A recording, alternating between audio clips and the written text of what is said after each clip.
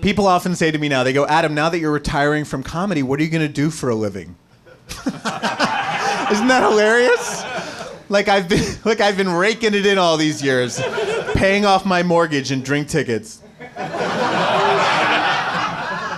I've always had a day job. I've always worked during the day. My favorite job that I've had, for a couple years, I was a temp at a temp agency. Thank you for getting the irony of that. I was a temp at a temp agency. It's like being the sluttiest whore at the whorehouse who barely charges. I was making $12 an hour helping people find jobs where they could make $15 an hour. That was basically my job. And we would coach them on like interview skills and what to wear, which I was very qualified to help them with. And we would try to find like tips online. We found this hiring survey. They asked hiring managers, they did a huge survey and they asked them, what's the worst word you can say in the job interview? What's the one word that'll get you thrown out of the interview? It turns out the word is like. Because young people, millennials, overuse that word. They'll come into the interview, they'll say, well, like, in my last job, I was, like, really awesome. I'm, like, really detail-oriented. I, like, supervise, like, 3 people. You should, like, totally, like, hire me. They sound like fucking idiots, and they don't get the job. So according to this survey, like is the worst word you can say during the job interview. I would have thought cunt.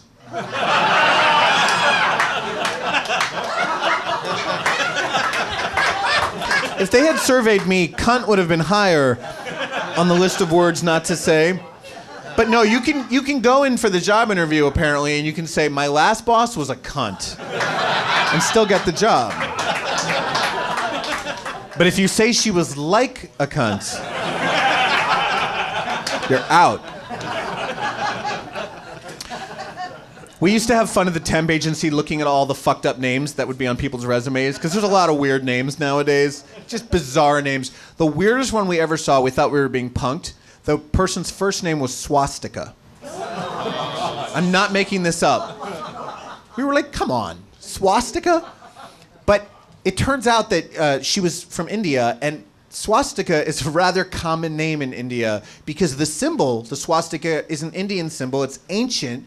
It was around for centuries. It was not a hateful or an anti-Semitic symbol. Hitler stole that symbol and turned it into this horrible thing and flipped it around too. And like, I get that, and I would never want to insult someone's culture, but I kind of wanted to sit down with Swastika and say, Swastika,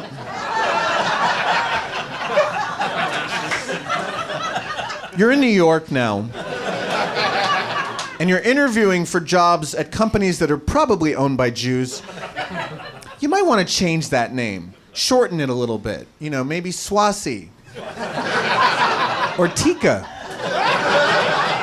or Sticka. Sticka, please.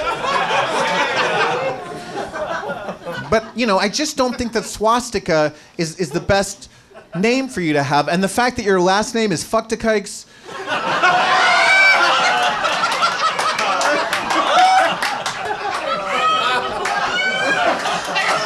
really doesn't help the situation.